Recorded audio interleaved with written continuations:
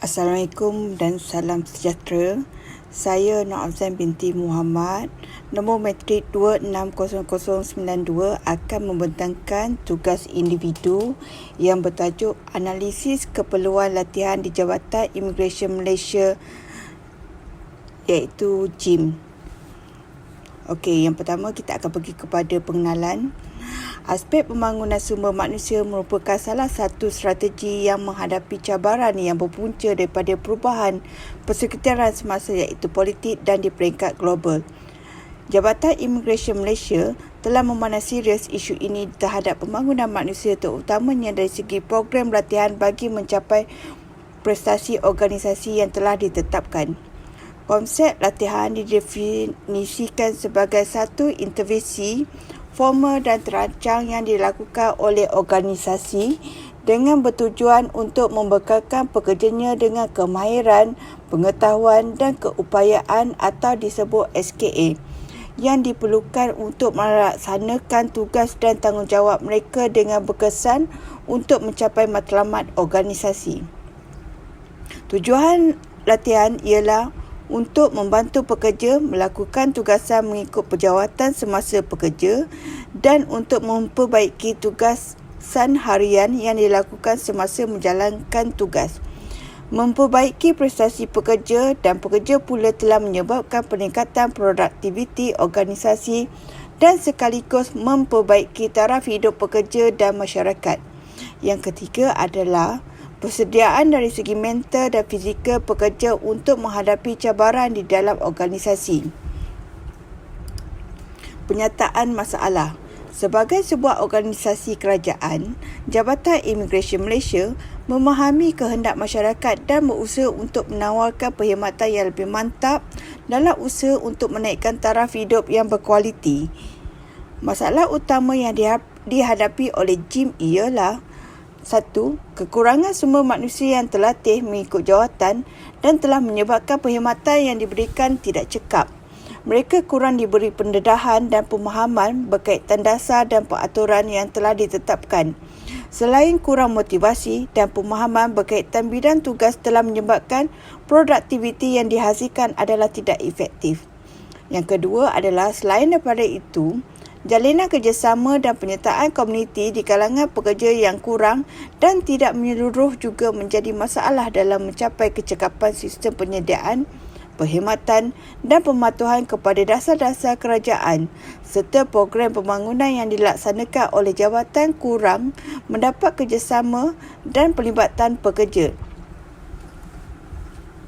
Ini adalah kerana sikap dan pegangan pekerja kini tidak selaras dengan kehendak masyarakat majmuk.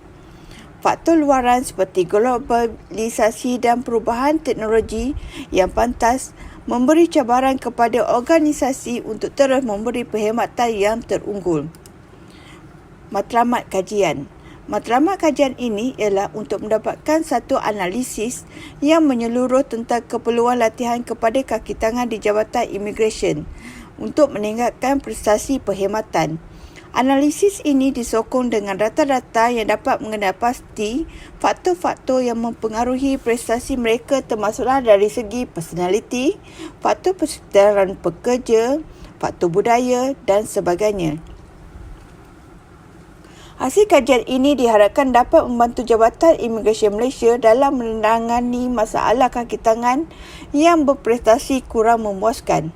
Objektif analisis keperluan latihan adalah untuk mengenal pasti latihan-latihan yang diperlukan oleh kaki tangan selaras dengan keperluan jabatan.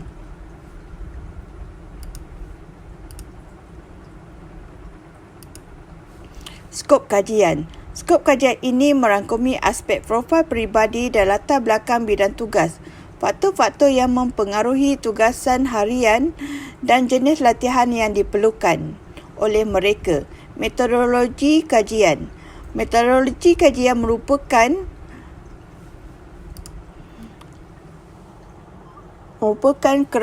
kerangka kajian, sumber data, kaedah pengumpulan data, persampulan dan kadar penganalisisan data. Kerangka analisis keperluan latihan dengan menggunakan iaitu analisis tugas. Analisis tugas juga adalah untuk mengenal pasti SKA iaitu skill, knowledge dan ability yang diperlukan oleh kaki tangan untuk melaksanakan tugas diberi dengan berkesan agar matlamat jabatan tercapai. Analisis individu. Untuk mengetahui sejauh mana kaki tangan mempunyai SKA yang ditetapkan dalam menjalankan tanggungjawabnya dengan berkesan. Sumber data. Terdapat dua kategori sumber data iaitu berbentuk dokumen iaitu data sekunder dan sumber berbentuk pandangan iaitu data primer daripada pelbagai individu. Sebahagian besar sumber dokumen telah pun tersedia di dalam jawatan, memberikan peluang kepada jawatan untuk mengenal pasti kekuatan dan kelemahan kaki tangan setiap bahagian. Kaedah pengumpulan data. Kajian ini menggunakan data primer sebagai kadar pengumpulan data yang utama dengan menggunakan borang soal selidik iaitu bertujuan untuk mendapatkan data-data profil peribadi, latar belakang bidang kerja, faktor-faktor yang mempengaruhi tugas harian dan jenis latihan yang diperlukan oleh kaki tangan. Data sekunder, kajian menentukan keperluan latihan ini melalui proses penilaian prestasi. Borang penilaian prestasi ini disediakan oleh penyelia yang menyatakan kekuatan dan kelemahan kaki tangan yang diselianya dan seterusnya mencadangkan pendekatan yang sesuai untuk mengatasi masalah tersebut. Persampelan. Sampel atau populasi kajian ini terdiri daripada kaki tangan di Jim Johor yang menjadi sampel kajian yang mendapat penilaian prestasi yang rendah daripada setiap bahagian di negeri tersebut. Kaedah penganalisian data. Kaedah penganalisian yang digunakan kajian ini adalah kaedah Statistical Package for Social Science iaitu SPSS yang dapat menilai borang-borang selidik dengan berpandukan penggunaan pengatucaraan komputer. Borang soal selidik akan mengikut objektif kajian dan ia dipersembahkan melalui bentuk deskriptif iaitu berdasarkan kepada taburan peratusan kekerapan dan min. Keputusan dan perbincangan. Kajian yang dilakukan adalah berdasarkan kepada hubungan di antara kemahiran dan prestasi kerja, hubungan di antara motivasi, minat dengan prestasi kerja, hubungan di antara peluang mempelajari dengan prestasi kerja, hubungan di antara semangat kekitaan dengan prestasi kerja. Secara keseluruhannya, hasil kajian menunjukkan persepsi responden terhadap kedua-dua dimensi ini iaitu kepuasan kerja dan prestasi kerja adalah tidak begitu merangsangkan. Ini bermaksud kebanyakan responden berpendapat kemahiran dalam bidang tugas dan pembangunan kejayaan kaki tangan di tempat kerja adalah pada tahap sederhana. Ini disebabkan kerana terdapat kekurangan di dalam gym seperti kekurangan pengiktirafan, kekurangan kemajuan perkhidmatan, kekurangan peluang mempelajari, kekurangan peluang menunjukkan diri dan kekurangan program latihan. Perkara ini sudah tentu menimbulkan rasa ketidakpuashatian di kalangan kaki tangan. Memandangkan tanggapan responden terhadap pengiktirafan, kemajuan perkhidmatan, peluang mempelajari dan peluang program latihan akan mempengaruhi prestasi kerja, maka aspek pembangunan kejayaan kaki tangan perlu dititik beratkan supaya ia tidak menjejaskan kualiti perkhidmatan. Okey, terdapat dua cadangan iaitu cadangan yang bersifat jangka masa pendek dan bersifat jangka masa panjang. Yang pertama adalah program latihan jangka masa pendek iaitu dengan mengadakan modul penginteraksian teknologi. Program yang berkesan secara langsung dapat memperbaiki sikap, tanggungjawab, kemahiran dan pengetahuan kaki tangan dalam melaksanakan visi organisasi.